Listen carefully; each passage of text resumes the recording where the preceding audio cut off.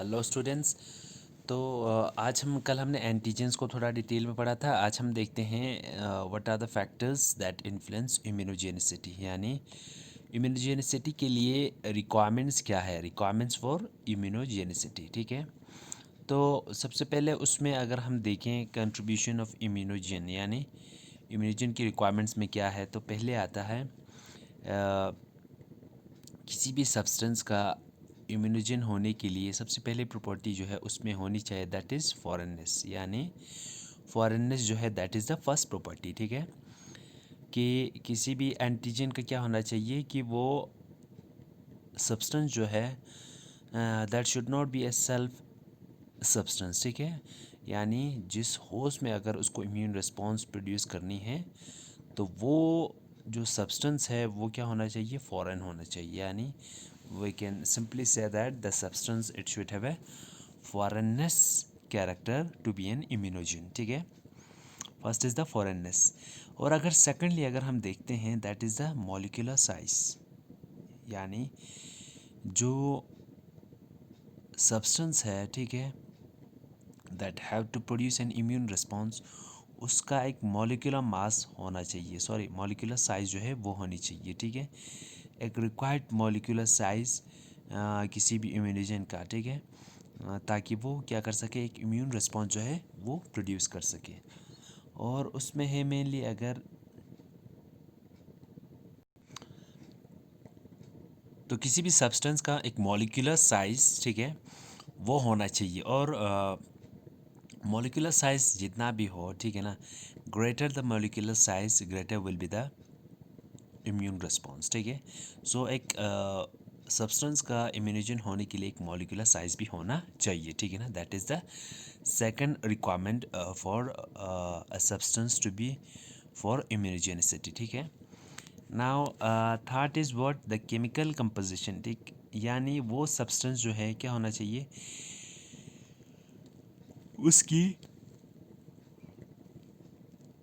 एक chemical composition होना important है। ठीक है ना, यानी एक केमिकल कंपोजिशन, जब तक किसी सब्सटेंस का एक रिक्वायर्ड केमिकल कंपोजिशन, एक केमिकल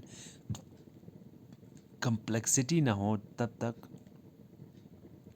वो सब्सटेंस जो है हम उससे क्या इम्यूनोजन नहीं कह सकते। ठीक है ना, तो chemical composition that is the third requirement. And fourth is what, एक फिजिकल फॉर्म। ठीक है ना, फिजिकल फॉर्म जो है that is the fourth requirement for the immunogenicity.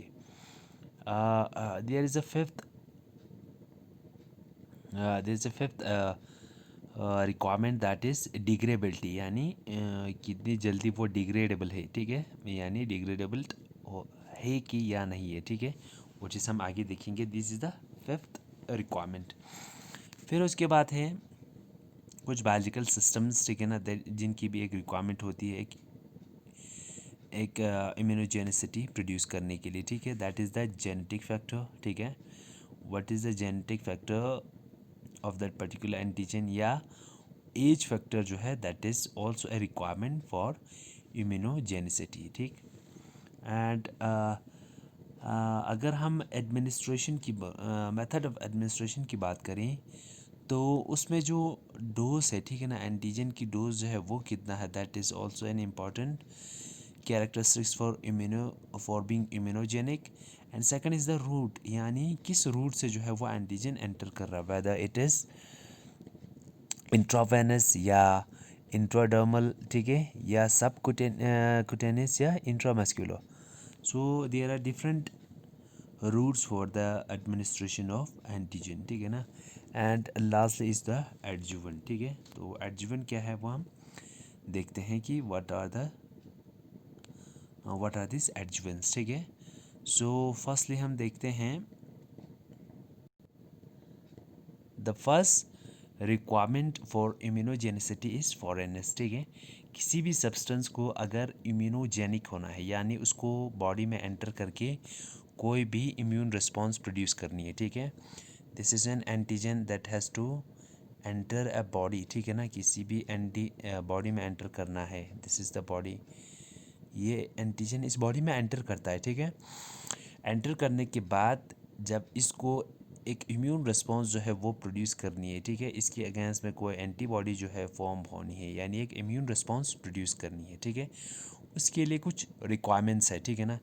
इस एंटीजन की कुछ रिक्वायरमेंट्स हैं जिससे वो क्या है, एक इम्यून रिस्पॉन्स जो है बॉडी में प्रोड्यूस कर सके, ठीक है। सो द रिक्वायरमेंट्स, ठीक है ना, एक सब्सटेंस का, इस सब्सटेंस का इम्यूनोजेनिक होने के लिए, एक इम्यून रिस्पॉन्स प्रोड्यूस करने के लिए बहुत सारे कैरेक्टर्स का होना इम्पॉर्टेंट है, ठीक है। सबसे पहला कैरेक्टर दैट इज़ फॉरेननेस। क्या है? Foreignness.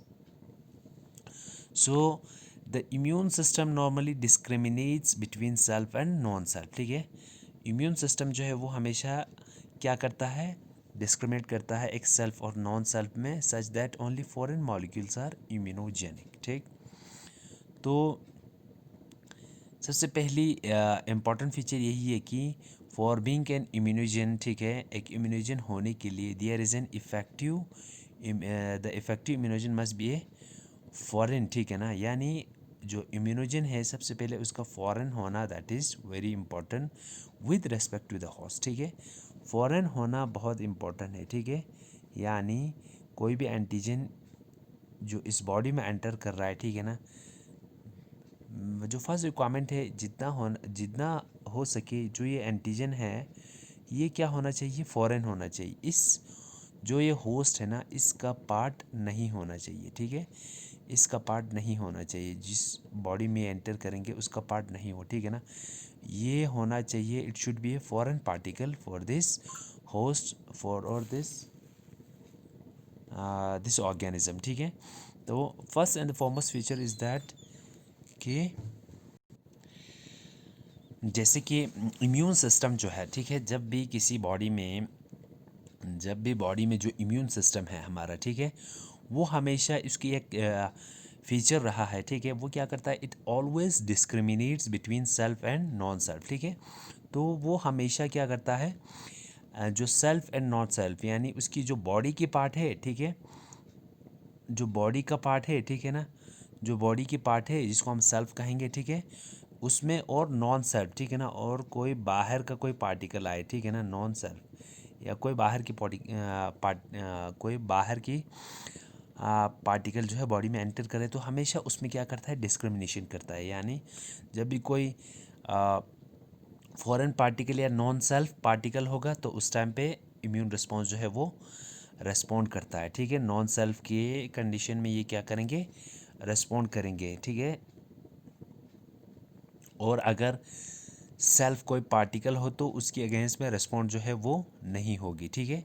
So this is what the immune system always discriminate between self and non self molecule, ठीक है। सो यही कहता है कि the immune system it normally discriminates between self and non self, ठीक है, non self, such that the foreign molecules are such that only the foreign molecules are immunogenic. इसीलिए एक इम्यून रिस्पॉन्स प्रोड्यूस करने के लिए क्या होना चाहिए, सिर्फ जो कोई फॉरेन मॉलिक्यूल ही हो, ठीक है ना, होस्ट का कोई पार्ट नहीं बल्कि कोई फॉरेन मॉलिक्यूल हो, वो क्या होगा, हमेशा इम्यूनोजेनिक होगा, ठीक है ना। उसके अगेंस्ट में एक इम्यून रिस्पॉन्स प्रोड्यूस करेंगे, ठीक है।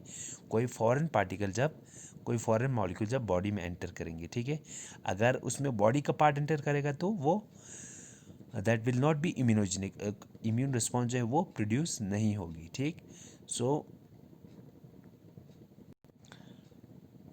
इसीलिए when an antigen is introduced in an organism, जब भी कोई एंटीजन जो है वो किसी ऑर्गेनिज्म में इंट्रोड्यूस करेंगे, ठीक है, तो degree of immunogenicity it depends upon, immunogenicity किस पे डिपेंड करता है, ऑन द डिग्री ऑफ फॉरेननेस। यानी वो जो फॉरेन मॉलिक्यूल है, ठीक है ना, जो एंटीजन है, हमारी जो एंटीजन है जो किसी बॉडी में एंटर कर रहे हैं, ठीक है, तो इसकी इम्यूनोजेनिसिटी किस पे डिपेंड करेगी कि वो कितना कि उसकी जो फॉरेननेस की डिग्री है ना वो कितनी ज़्यादा है, ठीक है। जितना ज़्यादा जितना ज़्यादा वो कि इम्यूनोजेनिसिटी किस पे डिपेंड करेगा, degree of फॉरेननेस।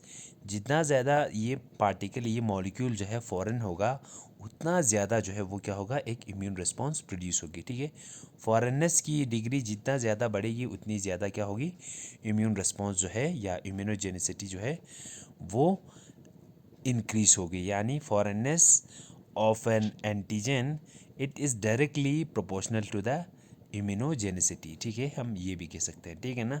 So the most important feature of immunogen is that क्या है कि effective immunogen must be foreign with respect to the host, ठीक है। एक इफेक्ट जो अगर इम्यूनोजन है इफेक्टिव होने के लिए, it must be a foreign molecule with respect to the host, ठीक है। नाउ सेकेंडली अगर हम देखते हैं मॉलिक्यूलर साइज, क्या देखिए मॉलिक्यूलर साइज यानी molecular size, there is not absolute size above which a substance will be immunogenic. However, in general, the larger the molecular size, the larger the molecule, the more immunogenic it is likely to be. यानी यहाँ पे क्या बता रहे हैं, ठीक है, जो हमारी सेकंड रिक्वायरमेंट है किसके लिए, एक इम्यूनोजेनिक होने के लिए, ठीक है, इम्यून रिस्पॉन्स प्रोड्यूस करने के लिए जो कंपाउंड है, ठीक है ना, which will act as an immunogen, उसमें क्या होना चाहिए, एक मिनिमल मॉलिक्यूलर साइज होना चाहिए, ठीक है, उसकी एक मॉलिक्यूलर वेट होना या उसकी एक मॉलिक्यूलर साइज होना, दैट इज़ वेरी इंपॉर्टेंट, ठीक है ना। और अगर हम देखें किसकी बात करें, अगर रिलेशनशिप देखें इम्यूनोजेनिसिटी और मॉलिक्यूलर साइज में, मॉलिक्यूलर सेल साइज और इम्यूनोजेनिसिटी में, अगर हम इम्यूनोजेनिसिटी में सॉरी मॉलिक्यूलर साइज और इम्यूनोजेनिसिटी में अगर हम कोई रिलेशनशिप देखें, ठीक है ना, इन दोनों में, तो क्या है वो, जो स्मॉल कंपाउंड्स है ना, ठीक है, जो जितना लार्जर मॉलिक्यूल होगा उतना ज़्यादा क्या होगा, इम्यूनोजेनिक होगा। यानी मॉलिक्यूल जो है जितना ज़्यादा बड़ा होगा उतना ज़्यादा क्या रहेगा, इम्यून रिस्पॉन्स जो है वो ज़्यादा होगा, या वो पार्टिकल जो है फॉरेन मॉलिक्यूल इम्यूनोजेनिक होगी, ठीक है। जैसे कि एक रिक्वायर एज सच कि इसमें क्या है ना, ऐसे तो एज सच कोई कट एंड क्लियर नहीं, बट ऐसा देखा जाता है कि जो स्मॉलर कंपाउंड्स है ना, वो कंपाउंड जिनकी मॉलिक्यूलर वेट क्या हो, कम हो, ठीक है ना, वो कंपाउंड जिनकी मॉलिक्यूलर वेट या मॉलिक्यूलर साइज कम हो, ठीक है, अगर कोई मॉलिक्यूल है, ठीक ठीक है, जिसकी अगर क्या है लेस देन थाउजेंड डाल्टन, ठीक है ना, अगर लेस देन 1000 डाल्टन होगा तो वो क्या होता है, वो मॉलिक्यूल जो है वो, ये जो स्मॉलर कंपाउंड्स है जिनकी मॉलिक्यूलर वेट कम होता है, वो दे आर नॉन इम्यूनोजेनिक। ये क्या होता है, नॉन इम्यूनोजेनिक, यानी इम्यून रिस्पॉन्स जो है वो प्रोड्यूस नहीं करती है। जैसे 1000 किलो डाल्टन में अगर किसी आप मॉलिक्यूल की एग्जांपल ले लो, जैसे पेंसिलिन है, ठीक है, क्या है, पेंसिलिन है, और सेकंड क्या है, एस्पिरिन है, जो हम दवाई खाते हैं ना, जो हम दवाई खाते हैं, कौन सी दवाई खाते हैं, जैसे जो हम पेंसिलिन लेती है, ठीक है, या एस्पिरिन लेती है, सेकंड जो हम एस्पिरिन लेते हैं, ठीक है, इनकी मॉलिक्यूलर वेट जो है ना, जब ये इनकी मॉलिक्यूलर वेट जो है वो कितना होता है, that is less than 1000 Dalton, ठीक है, लेस देन 1000 डाल्टन। जब ये बॉडी में जाती है, ठीक है, तो इनकी मॉलिक्यूलर वेट कम होने की वजह से ये हमारे बॉडी के लिए तो क्या है, एक फॉरेन पार्टिकल है, ठीक है ना, ये बॉडी का पार्ट नहीं है, बट इनकी जो मॉलिक्यूलर वेट है वो बहुत कम है, that is less than 1000 kilo Dalton. तो दे आर नॉन इम्यूनोजेनिक। आप ये जो है ना, ये बॉडी में जाके एक इम्यून रिस्पॉन्स जो है वो प्रोड्यूस नहीं करता है, ठीक है, due to low molecular weight in penicillin, जिससे दवाई जो हम खाते हैं या एस्पिरिन जो हम खाते हैं, इनके अगेंस्ट में बॉडी जो है वो इम्यून रिस्पॉन्स नहीं प्रोड्यूस नहीं करता, और ये क्या होते हैं, नॉन इम्यूनोजेनिक होता है, ठीक है। अब इनकी मॉलिक्यूलर वेट कब है, लेस देन 1000। अगर हम देखें अब इसके कंपैरिजन में, अगर हम देखें वो सब्सटेंसेस, ठीक है ना, जिनकी मॉलिक्यूलर वेट कितना हो, जैसे 1000 से 6000, ठीक है ना, कितना है जिनकी मॉलिक्यूलर वेट, कोई भी सब्सटेंस है जिनकी मॉलिक्यूलर वेट कितना है 1000 से लेके 6000 डाल्टन तक, ठीक है, 6000 डाल्टन, ठीक है, DA डाल्टन, ठीक है। तो उसमें एग्जांपल है जैसे इंसुलिन है, ठीक है ना, या जो हम बॉडी में प्रोवाइड जो इंसुलिन है जो हम यूज़ करते हैं हार्मोन, या आप बोलो एड्रिनो कॉर्टिकोट्रॉफिक हार्मोन, SCTH हार्मोन है, एड्रिनो कॉर्टिकोट्रॉफिक हार्मोन, ठीक है ना। इनकी मॉलिक्यूलर वेट जो है वो 1000 से लेके 6000 तक होता है। तो जब 6000 होता है तो ऐसा देखा जाता है दे मे और मे नॉट बी इम्यूनोजेनिक, यानी हो भी सकता है और नहीं भी हो सकता है, ठीक है। तो यहाँ तक भी जो ये मॉलिक्यूल्स है which are foreign molecules but they are non immunogenic due to their molecular weight और molecular size, ठीक है। तो जब हम देखते हैं तो ऐसे कितना होना चाहिए, वेट कितना होना चाहिए कि कोई जो फॉरेन पार्टिकल है उसका मॉलिक्यूलर साइज जो है वो कितना होना चाहिए कि वो इम्यूनोजेनिक हो, ठीक है ना, वो एक इम्यून रिस्पॉन्स प्रोड्यूस करे। तो जो मॉलिक्यूलर वेट ऐसा देखा जाता है, जो मॉलिक्यूलर वेट जिन मॉलिक्यूल्स का, ठीक है ना, यहाँ जिन मॉलिक्यूल्स का कितना हो 100 किलो डाल्टन हो, कितना हो 100 किलो डाल्टन, ठीक है, या 100,000 डाल्टन हो, ठीक है, वो immune the best immune tend to have a molecular mass approaching 100 kilo 100,000 dalton या 100 किलो डाल्टन, ठीक है ना। और वो मॉलिक्यूल जिनकी मॉलिक्यूलर मास अगर 100 किलो डाल्टन हो ना, तो ऐसा देखा गया है कि they act as a best immunogen, ठीक है ना, वो एक्ट करता है बेस्ट इम्यूनोजन के तौर पे, ठीक है, जिनकी मॉलिक्यूलर मास कितना हो 100,000 डाल्टन हो या उससे ज़्यादा हो, ठीक है। तो उस केस में जो मॉलिक्यूलर जो मॉलिक्यूल्स हैं उन वो क्या है, वो उनको हम इम्यूनोजन कह सकते हैं, ठीक है ना, या उनके अगेंस्ट में हमारी बॉडी जो है एक इफ़ेक्टिव इम्यून रिस्पॉन्स जो है वो प्रोड्यूस करेगी, ठीक है। इसमें हमारी जो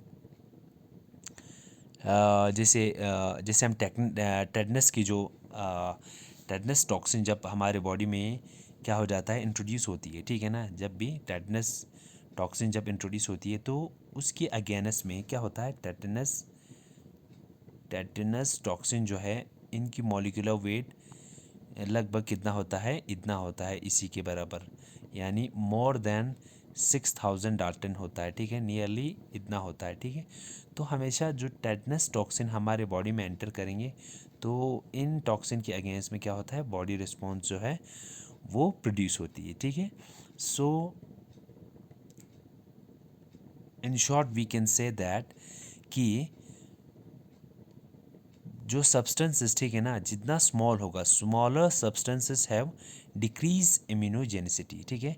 अगर जो फॉरेन पार्टिकल है, जो एंटीजन है, ठीक है, वो मॉलिक्यूलर साइज में स्मॉल है, ठीक है, तो इम्यूनोजेनिसिटी जो है वो क्या होगा, डिक्रीज, बहुत कम इम्यूनोजेनिसिटिक होगा, ठीक है, यानी उसमें इम्यून रिस्पॉन्स जो है वो कम होगा। हाउ एवर अगर जो सब्सटेंस या जो एंटीजन है अगर वो लार्जर इन साइज है, ठीक है ना, तो उनकी मॉलिक्यूलर साइज जो है वो लार्जर है, तो उनमें जो इम्यूनोजेनिसिटी की प्रॉपर्टी जो होगी वो क्या होगी, ज़्यादा होगी, ठीक है। So this is what the second property, that is the molecular size of an immunogen, ठीक है ना। तो हम थर्ड प्रॉपर्टी देखते हैं। यहाँ देखें, this is the chart that is given. इस चार्ट को थोड़ा सा मैं एक्सप्लेन करता हूँ कि इस चार्ट में क्या कहते हैं। अगर आप ग्लूकोज को देखो, ठीक है ना, ग्लूकोज को ले लो, फिर उसके बाद आप एंजियोटेंसिन ले लो, फिर उसके बाद एल्ब्यूमिन जो है प्रोटीन, या ठीक है ना, फिर उसके बाद है वाई ग्लोबलिन ले लो, ठीक है, या फेब्रिनोजिन ले लो, ठीक है। These are the different proteins and substances, these are the different substances जिसमें ग्लूकोज भी है, प्रोटीन भी है, ठीक है, कुछ हार्मोन्स भी हैं। तो इसमें अगर हम एंटीजेनिसिटी या इम्यूनोजेनिसिटी देखें तो इसमें क्या होता है, इसमें जो मॉलिक्यूलर वेट जैसे ग्लूकोज का कम है, फिर उसके बाद एंजियोटेंसिन की देखें 1000 है, फिर अल्ब्यूमिन की देखो 69,000 है, या वाई ग्लोबुलिन की देखो, ठीक है, वो कितना है, लगभग 150,000 है, ठीक है ना। फाइब्रिनोजन के लगभग 4 लाख जो है डाल्टन इसकी वेट है, ठीक है ना। जैसे जैसे वेट जो है वो बढ़ता जाता है, वैसे वैसे एंटीजेनिसिटी की प्रॉपर्टी जो है वो बढ़ती जा रही है, ठीक है। तो we can say that the antigenicity और the immunogenicity that is directly proportional to the molecular mass और द मॉलिक्यूलर वेट, ठीक है। जितना ज़्यादा मॉलिक्यूलर वेट होगा, मॉलिक्यूलर साइज होगा, उतनी ज़्यादा जो है वो सब्सटेंस जो है इम्यूनोजेनिक होगा, ठीक है ना। तो सेकंड, अगर आप इस चार्ट में भी देखो, जो बोविन गामा ग्लोबुलिन जो प्रोटीन है उसकी 150,000 डाल्टन जो है वो मॉलिक्यूलर मास है, ठीक है। फ्लैजिलिन की अगर आप देखो दैट इज़ नियरली 40,000, ठीक है ना। और अगर इसमें देखो आप जो स्पर्म ऑयल मायोग्लोबिन है उसकी 17,000 है, ठीक है।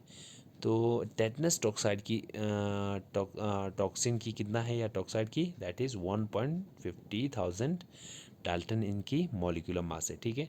तो जब भी आप ऐसे टॉक्सिन्स, टेटनस टॉक्सिन या बोविन गामा ग्लोबुलिन अगर आप यूज़ करेंगे जिनकी मॉलिक्यूलर मास जो है वो बहुत ज़्यादा है, तो उनके अगेंस्ट में इम्यून रिस्पॉन्स जो है वो क्या होगा, बहुत ज़्यादा होगी, ठीक है। Now the third property is what, the chemical complexity, ठीक है, यानी केमिकल कंपोजिशन या केमिकल कम्प्लेक्सिटी भी कह सकते हैं, ठीक है।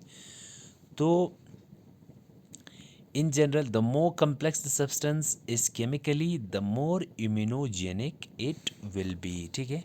जितना ज़्यादा क्या होगा, कम्प्लेक्स होगा कोई भी सब्सटेंस, ठीक है, जो हम यूज़ कर रहे हैं, ठीक है ना, फॉर एज एन एंटीजन या इम्यूनोजन के तौर पे यूज़ कर रहे हैं, वो जितना ज़्यादा मोर कम्प्लेक्स होगा केमिकली, उतना ज़्यादा क्या होगी, वो इम्यूनोजेनिक होगी। यानी जितना ज़्यादा केमिकल कंपोजिशन ज़्यादा होगा, उतनी ज़्यादा उसमें क्या होगा, उतनी ज़्यादा केमिकल कंपोजिशन जितना ज़्यादा होगा तो उतना ज़्यादा ये इम्यूनोजेनिक रिस्पॉन्स जो है वो प्रोड्यूस करेगी, ठीक।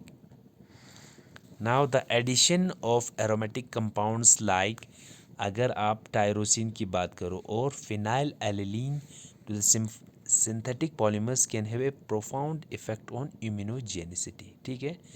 यानी अगर हम कोई केमिकल कोई कंपाउंड ले लेंगे, ठीक है, कोई कंपाउंड लेते हैं, ठीक, जिसमें क्या है, उनकी जो केमिकल कंपोजिशन देखें वो क्या है, वो बहुत ज़्यादा कम्प्लेक्स है। यानी किसी कंपाउंड में बहुत ज़्यादा क्या है, एरोमेटिक अमाइनो एसिड्स है, लाइक टायरोसिन है, फिनाइल एलेनिन है, ठीक है ना।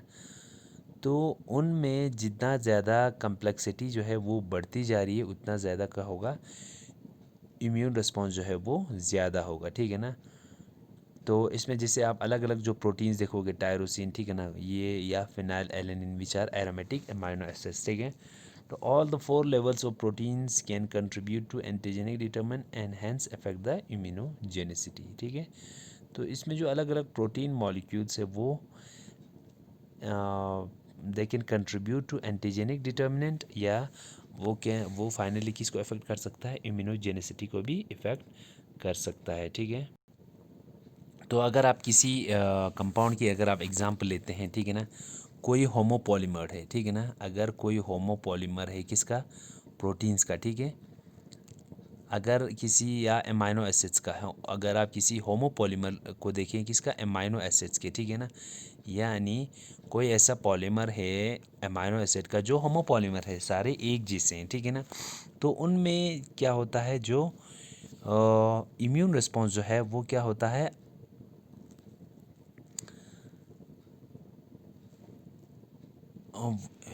अगर आप उनमें अगर इम्यून रिस्पॉन्स देखो, वो क्या होता है ना, उनमें इम्यून रिस्पॉन्स जो है बहुत कम रहेगी, ठीक है। तो कोई होमोपॉलीमर अगर हम लेते हैं अमाइनो एसिड्स की, ठीक है, तो उनमें जब ये बॉडी में इंट्रोड्यूस करेंगे तो they are found to be a good immunogens, ठीक है ना। ये जो होमोपॉलीमर से दे एक्ट करता है, they act as a good immunogen, immunogen पे और उनमें इम्यून रिस्पॉन्स जो है वो प्रोड्यूस होती है, ठीक है। लेकिन कभी कभार हम ऐसा पॉलीमर लेते हैं, ठीक है ना, जिनकी मॉलिक्यूलर वेट बहुत ज़्यादा है। जैसे हम एग्जांपल ले लें किसकी, जैसे अगर हम एग्जांपल लें poly gamma D glutamic acid, ठीक है ना, किसकी, ग्लूटामिक एसिड की अगर हम एग्जांपल ले लें, ठीक है। इनकी मॉलिक्यूलर वेट जो है वो कितना होता है, 50,000 डाल्टन होता है। कितना, 50,000 डाल्टन। तो इसमें इम्यून रिस्पॉन्स प्रोड्यूस होनी चाहिए, ठीक है ना, as per the molecular size. लेकिन जब हम इसको इंट्रोड्यूस करते हैं तो ऐसा देखा जाता है, जो ये ग्लूटामिक एसिड है, पॉलीगामा डी ग्लूटामिक एसिड जो है वो क्या होता है, वो नॉन इम्यूनोजेनिक होता है, ठीक। तो वेट के हिसाब से तो इसको होना चाहिए था, बट ऐसा नहीं होता है। क्यों? क्योंकि जो इनकी केमिकल कम्प्लेक्सिटी को जो हम देख रहे हैं ना, जो केमिकल इनकी अगर इनकी केमिकल कम्प्लेक्सिटी को देखें या इनकी केमिकल कंपोजिशन को अगर हम देखते हैं तो वो ऐसा होता है, ठीक है ना, कि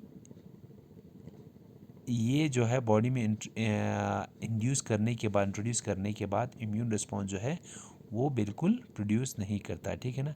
यानी chemically they are not sufficiently chemically complex, ठीक है ना।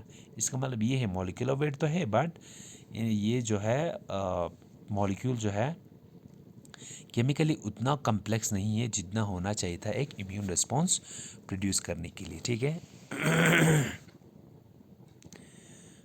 Now second third is the physical form, यानी अगर फिज़िकल फॉर्म देखें इन जनरल ऐसा क्या होता है, particulate antigens are more immunogenic than the soluble ones, take, and denatured antigens are more immunogenic than the native form. यानी जो antigens जो है, पार्टिकुलेट एंटीजेंस जो है ना, वो मोर इम्यूनोजेनिक होता है दैन द सॉल्युबल वंस। अगर कोई भी मॉलिक्यूल जो सॉल्युबल है उनसे ज़्यादा जो पार्टिकुलेट एंटीजेंस है वो ज़्यादा इम्यूनोजेनिक होता है, ठीक है। And denatured antigens are more immunogenic than the native form. और कोई भी एंटीजन जो डीनेचर्ड हो, ठीक है ना, जो उसकी नेटिव फॉर्म, ठीक है ना, उसकी ओरिजिनल फॉर्म में नहीं हो या उसकी फॉर्म जो है वो चेंज हो गई हो। कोई भी हमने मॉलिक्यूल लिया, कोई भी एंटीजन जो है वो बॉडी में एंटर करता है, ठीक है। बॉडी में एंटर करने के बाद ये जो है डीनेचर या ब्रेक डाउन होता है या इसकी फॉर्म जो है चेंज होता है, ठीक है ना। तो ऐसा देखा जाता है जिनमें ये फॉर्म चेंज हो जाता है, ठीक है ना, उनमें जो है वो they were found to be those molecule were found to be more immunogenic, ठीक है ना। जिनकी फॉर्म में चेंजिंग आता है, ठीक है ना, फिजिकल फॉर्म में चेंजिंग आता है, they are found to be more immunogenic, ठीक है ना। So the fifth property is the degradability, यानी डिग्रेडेबल कितना है, ठीक है। Antigens that are easily phagocytosed are generally more immunogenic, ठीक है। नाउ ऐसी एक प्रॉपर्टी भी देखा जाता है कि जो एंटीजेंस जिनको इजीली फेगासाइटोज करे, यानी लाइक जो हमारे बॉडी में जो एंटीजन प्रेजेंटिंग सेल्स है, जैसे मैक्रोफेज है या डेंड्रेटिक सेल है, ठीक है ना। ये जो मैक्रोफेज है, डेंड्रेटिक सेल है, ये बॉडी में प्रेजेंट होंगे। कोई भी एंटीजन जब बॉडी में एंटर करता है तो ये सेल्स इनको क्या करेंगे, फेगासाइटोस करेंगे, ठीक है ना, इनको इनगल्फ करेंगे, जिसको हम फेगोसाइटोसिस बोलते हैं, ठीक है ना।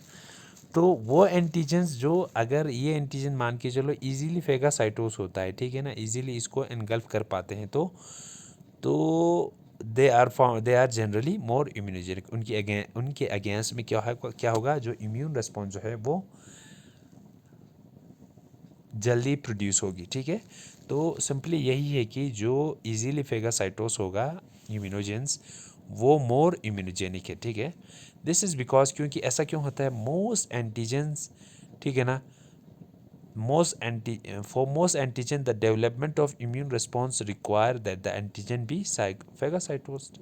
हाँ, मतलब जब भी किसी एंटीजन में अगर इम्यून रिस्पॉन्स प्रोड्यूस करनी हो, उसके अगेंस्ट में एंटीबॉडीज़ अगर प्रोड्यूस करनी है, तो उस एंटीजन को सबसे पहले क्या रिक्वायरमेंट क्या होती है, यही होती है ना, कि वो जो एंटीजन बॉडी में एंटर कर रहा है, ये जो एंटीजन बॉडी में एंटर कर रहा है, ठीक है, ये मान के चलो मैक्रोफेज है, ठीक है ना। ये इसको क्या करेंगे, सबसे पहले फेगासाइटोस इंटरनलाइज करेंगे, फेगासाइटोस करेंगे, फिर उसके बाद इसको ब्रेक डाउन करेगी, प्रोसेसिंग करेगा, फिर उसके बाद प्रोसेसिंग करने के बाद इसको प्रेजेंट करेंगे, ठीक है। प्रेजेंट करने के बाद जो टी सेल आएंगे इसको रिकॉग्नाइज करेगी, ठीक है। और फिर उसके बाद जो ये टी सेल है ये रिस्पॉन्ड जो है वो प्रोड्यूस करेगी, ठीक है ना। उसके बाद जो है एक इम्यून रिस्पॉन्ड प्रोड्यूस होगा। तो सिंपल सी बात है कि किसी भी एंटीजन को जो इम्यूनोजेनिक होने के लिए क्या इम्पोर्टेंट है, दैट इज़ वो इजीली डिग्रेड हो जाए, ठीक है ना, बॉडी में, यानी इजीली फेगासाइटोस हो जाए और उसकी प्रोसेसिंग हो और उसको प्रेजेंट करे एंटीजन प्रेजेंटिंग सेल, ताकि उसके अगेंस्ट में रिस्पॉन्स जो है वो इजीली प्रोड्यूस हो जाए, ठीक है। नाउ अब जो जेनेटिक बायोलॉजिकल फैक्टर्स की बात की, ठीक है ना, जो फैक्टर्स, ठीक है ना, जो रिक्वायर है, ठीक है ना, किसी भी मॉलिक्यूल को एंटीजन होने के लिए, सो इट इज़ फाउंड, ठीक है। तो जेनेटिक फैक्टर्स की अगर हम बात करते हैं कि इनका कुछ रोल होता है कि इम्यूनोजेनिसिटी में, यानी इम्यूनोजेनिसिटी किसी भी मॉलिक्यूल का इम्यूनोजन होने में, तो जेनेटिक फैक्टर भी एक इम्पॉर्टेंट रोल जो है वो प्ले करता है, ठीक है। ऐसा हम देखते हैं व्हेन एवर जब कोई सब्सटेंस इम्यूनोजेनिक होता है, ठीक है ना, कुछ सब्सटेंसेस ऐसा होता है वो किसी स्पीशीज़ में क्या होता है, इम्यूनोजेनिक होता है, ठीक है ना। किसी स्पीशीज़ में उसके अगेंस्ट में इम्यून रिस्पॉन्स प्रोड्यूस होता है, बट किसी और में नहीं होता है, ठीक है ना, किसी और में, ठीक है। तो दूसरे स्पीशीज़ में वो इम्यूनोजेनिक नहीं होता। तो उसी तरीके से जब हम देखते हैं किसी इंडिविजुअल में जो है, अगर हम किसी सब्सटेंस को इंट्रोड्यूस करते हैं, ठीक है ना, वो उसमें इम्यून रिस्पॉन्स प्रोड्यूस करता है, बट सेकंड अगर दूसरे इंडिविजुअल में अगर हम इंट्रोड्यूस करते हैं, वहाँ पे इम्यून रिस्पॉन्स जो है वो प्रोड्यूस नहीं करती, ठीक है। तो ऐसा क्यों होता है, there might be some reason कि ऐसा क्यों होता है कि एक इंडिविजुअल में होता है, दूसरे एक स्पीशीज़ में इम्यून रिस्पॉन्स होता है बट दूसरे में नहीं हो रहा है। तो उसमें रीज़न ये होता है कि जो स्पीशीज़ या इंडिविजुअल, ठीक है ना, जिसमें रिस्पॉन्ड प्रोड्यूस नहीं हो रही है, ठीक है, तो उसमें ऐसा होता है कि उनमें जो कुछ जेनेटिक चेंजेस हुआ होता है, यानी जो उनमें क्या होता है, जो जीन्स जो प्रेजेंट होता है वो ऑल्टर हुए होते हैं, वो चेंज हुए होते हैं उनके सीक्वेंस चेंज होने से क्या होता है, जो उन रिसेप्टर को क्या करता है, जो ये जीन्स इन रिसेप्टर को कोड करता था उनमें चेंज हो गया है, ठीक है। तो चेंज होने की वजह से क्या होता है, जो ये बी सेल्स या टी सेल्स पे जो रिसेप्टर होंगे उनमें चेंज होने की वजह से, या अप्रोप्रिएट जीन्स इन बी सेल्स और टी सेल के रिसेप्टर्स पे, ठीक है ना, ये जो एमाइनो एसिड सीक्वेंस चेंज होने की वजह से वो एंटीजन प्रेजेंटिंग सेल को आइडेंटिफाई नहीं कर पाता, ठीक है ना, या उनको जो एमाइनो एसिड सीक्वेंस के चेंज होने की वजह से वो उनके अगेंस्ट में रिस्पॉन्ड नहीं कर पाते हैं, ठीक है। So that is the reason कि एक इंडिविजुअल में इम्यून रिस्पॉन्स प्रोड्यूस होकर एंटीबॉडीज़ प्रोड्यूस कर रही है, but in first individual, how ever in second individual में ऐसा नहीं हो रही है, ठीक है, ऐसा नहीं हो रहा है। तो दीज आर द रीज़न कि there are certain changes in the gene, ठीक है ना, certain alteration in the genes जो इन रिसेप्टर को कोड करते थे, जो इन बी सेल्स या टी सेल के सरफेस पे प्रेजेंट होता था, उनमें चेंज होने की वजह से एक इंडिविजुअल में या एक स्पीशीज़ में इम्यूनो जेनिक रिस्पॉन्स जो है वो प्रोड्यूस नहीं हो रही है, ठीक है। So this is the genetic factor that is responsible for immunogenicity, ठीक है। सेकेंडली अगर हम देखें एज जो है वो भी इन्फ्लुएंस करता है किसको, इम्यूनोजेनिसिटी को, ठीक है। किसी भी फॉरेन पार्टिकल का इम्यूनोजन होने पे एज भी जो है वो इफ़ेक्ट करता है, ठीक है ना, वो भी इफ़ेक्ट नहीं बल्कि इन्फ्लुएंस करता है, ठीक है। जैसे हम देखते हैं जो हमारे यूजुअली जो यंग पीपल होता है, या जो बच्चे होते हैं या वेरी ओल्ड पीपल जो होते हैं, उनमें क्या होता है, जो इम्यून रिस्पॉन्स जो है वो बहुत कम होती है, ठीक है ना। उनमें जो एबिलिटी ऑफ इम्यून रिस्पॉन्स जो है वो बहुत डिमिनिश्ड होते हैं, यानी कम होती है, ठीक है, जिसकी वजह से उनमें जो इम्यून रिस्पॉन्स जो है वो बहुत कम रहेगी, ठीक है। किसमें? Mostly in the very old age persons और द वेरी यंग वंस, या बच्चों में या चाइल्ड में या ओल्ड एज पर्सनस में क्या है, कम होती है, ठीक है, क्योंकि उनमें इम्यून रिस्पॉन्ड की एबिलिटी जो है वो भी कम होती है, ठीक है ना। So age is also factor that is responsible for the immunogenicity, ठीक है। Now the method of administration, और ये भी एंटर करेगा इम्यूनोजन जो है, इम्यूनोजन यानी इम्यूनोजेनिसिटी प्रोड्यूस करने के लिए ये भी इफ़ेक्ट करता है कि जो एंटीजन है या फॉरेन मॉलिक्यूल है वो बॉडी में एंटर तो कर रही है, ठीक है ना, लेकिन उसका मेथड ऑफ एडमिनिस्ट्रेशन यानी वो जो मॉलिक्यूल है उसकी डोज कितना है, ठीक है। ये जो मॉलिक्यूल हमारे बॉडी में एंटर करेंगे, ये जो मॉलिक्यूल हमारे बॉडी में एंटर करेंगे, वेदर इसका डोज जो है वो कितना ज़्यादा है या कितना कम है, वो उस पर भी डिपेंडेंट है, ठीक है। तो the dose of administration of an immunogen can influence the immunogenicity, यानी जो डोज है एडमिनिस्ट्रेशन की कितनी ज़्यादा मिकदार में है, ठीक है ना, वो भी किसको इन्फ्लुएंस करता है, इम्यूनोजेनिसिटी को इन्फ्लुएंस करता है, ठीक है। Secondly, there is a dose of antigen above and below which the immune response will not be optimal, ठीक है ना। एक रिक्वायर्ड अमाउंट की डोज चाहिए एंटीजन की ताकि वो बॉडी में जाके एक इम्यून रिस्पॉन्स प्रोड्यूस कर सके, ठीक है। और थर्ड, अगर कोई इनसफिशेंट डोज होगा, ठीक है ना, अगर हम इनसफिशेंट डोज देंगे, it will not stimulate the immune response, immune response को ये स्टिमुलेट नहीं करेगी। क्यों? क्योंकि इसमें ये एक्टिवेट करने में, ठीक है ना, या जो हमारे लिम्फोसाइट्स है उनको एक्टिवेट करने में ये क्या हो जाता है, फेल हो जाता है इनसफिशेंट डोज होने की वजह से। जो हमारे लिम्फोसाइट जिनको एक्टिवेट करना है, बी सेल और टी सेल को, ठीक है ना, उनको एक्टिवेट नहीं कर पाता, it fails to activate the enough lymphocytes, ठीक है ना, और उस वजह से इम्यून रिस्पॉन्स जो है वो बहुत कम रहती है। या आप ऐसा भी कह सकते हो, अगर हम बहुत ज़्यादा एक्सेसिव हाई डोज यूज़ करेंगे ना, तो उस वजह से भी क्या हो सकती है, इम्यून रिस्पॉन्स प्रोड्यूस करने में हमारी बॉडी जो है वो फेल हो सकती है, क्योंकि because it causes lymphocytes to enter a non responsive state, यानी जब बहुत ज़्यादा एक्सेसिव हाई डोज अगर हम यूज़ करते हैं तो हमारी जो लिम्फोसाइट्स है ना वो एक नॉन रिस्पॉन्सिव स्टेट में एंटर कर जाती है, ठीक है, जिस वजह से रिस्पॉन्स जो है वो कम होती है, ठीक है ना। रिस्पॉन्स जो है किसकी,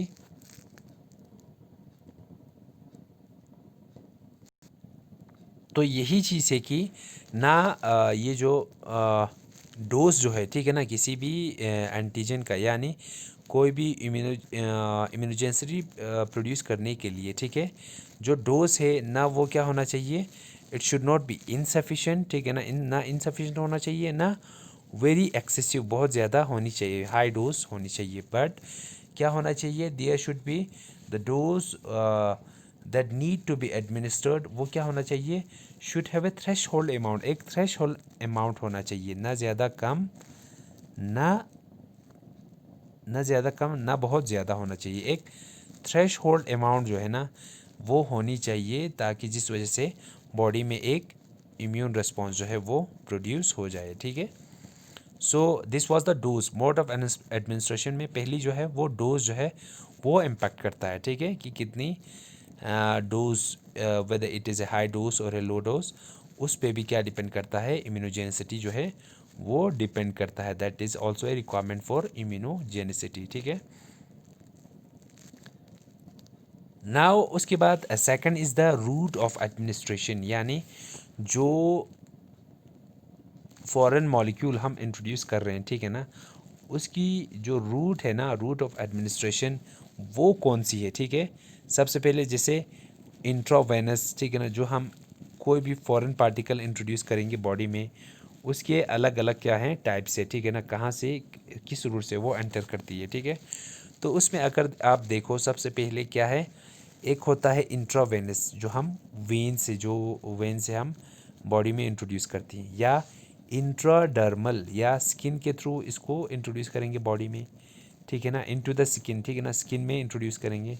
या क्या third is the subcutaneous, beneath the skin, यानी स्किन बिलो द स्किन हम इसको इंट्रोड्यूस करेंगे। और there is also a route that is known as intramuscular, यानी डायरेक्टली हम मसल्स में इनको इंट्रोड्यूस करेंगे। And the last route that is the intraperitoneal, यानी इनको डायरेक्टली हम पेरिटोनियल कैविटी में क्या करेंगे, इंट्रोड्यूस कराएंगे, ठीक है।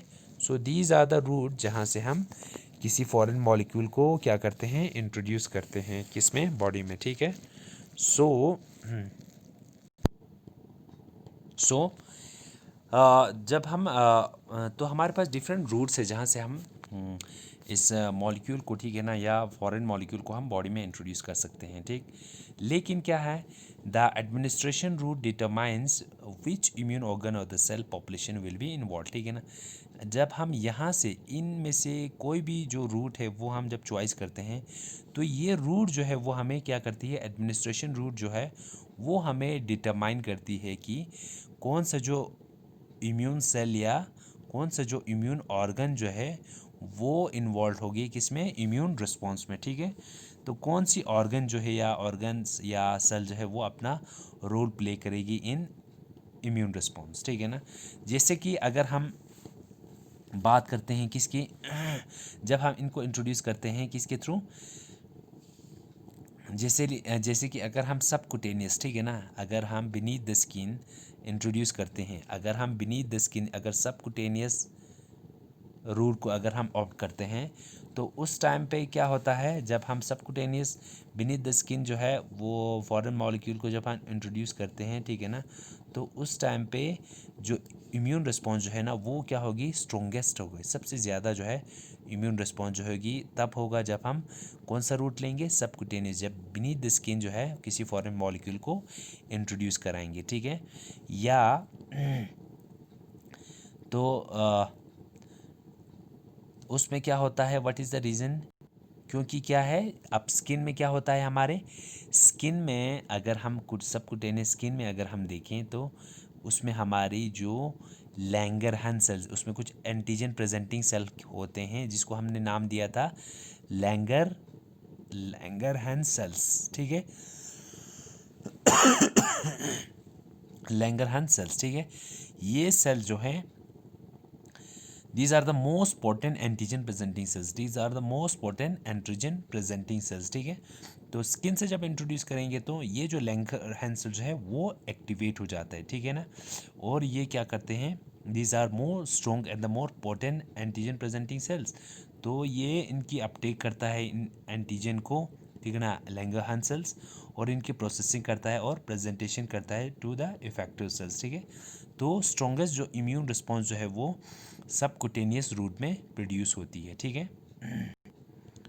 तो एंटीजन जब भी सबकुटेनियस, ठीक है ना, स्किन से जब एंटर करेंगे तो वो हमेशा कहाँ, they first move to the lymph nodes में पहुंच जाएंगे, ठीक है, लिम्फ नोड जहाँ पे इम्यून रिस्पॉन्स जो है वो बहुत ज़्यादा होगी, ठीक है, कहाँ से, जब सबकुटेनियस रूट जो है वहाँ से एंटर करेगी, ठीक है। लेकिन जब एंटीजन अगर इंट्रावेनस एंटर करती है, ठीक है ना, जब इंट्रावेनस एंटर करती है तो ये they reach first to the spleen, वो सबसे पहले कहाँ पे पहुँचेगी, सिप्लिन में पहुँचेगी, ठीक है ना, और वहाँ पे भी क्या होगा, वहाँ पे भी क्या हुआ, लेकिन इधर इंड्यूस इम्यून रेस्पॉन्स, इम्यून अनरेस्पॉन्सिवनेस और टॉलरेंस, ठीक है ना, सिप्लिन में क्या होगी, तो वहाँ पे सिप्लिन में क्या रहता है, चांसेस ऐसा भी रहता है कि इम्यून अनरेस्पॉन्सिवनेस भी हो सकता है, यानी इम्यून टॉलरेंस भी वहाँ पे प्रोड्यूस हो सकती है, ठीक है ना, अनरेस्पॉन्सिवनेस रिस्पॉन्ड भी आ सकती है, ठीक है। और सेकेंडली अगर हम देखें जो एंटीजन प्रेजेंटिंग सेल्स है वो वहाँ पे इम्यून रिस्पॉन्स प्रोड्यूस भी कर सकती है। There is a chance, both the chances, ठीक है। नाउ उसके बाद है हमारे पास क्या, इसके बाद यही चीज़ें वेयर इट इज़ सेड कि antigen administered intravenously is carried first to the spleen, spleen में कैरी करेंगे अगर इंट्रावेनसली अगर इंट्रोड्यूस करेंगे, या एंटीजन अगर हम इंट्रोड्यूस करेंगे कहाँ से, सबकुटेनियसली, ठीक है ना, बिलो द स्किन, वो कहाँ पे जाए चले जाएंगे, लिम्फ नोड्स में, ठीक है। तो जब लिम्फ नोड्स में जाएगी तो वहाँ पे इम्यून रिस्पॉन्स जो है, इम्यून रिस्पॉन्स जो है वो क्या होगी, बहुत ज़्यादा होगी। और स्प्लीन में क्या होगी, इम्यून रिस्पॉन्स प्रोड्यूस भी हो सकती है, लेकिन वहाँ पे टॉलरेंस भी प्रोड्यूस हो सकती है, ठीक है।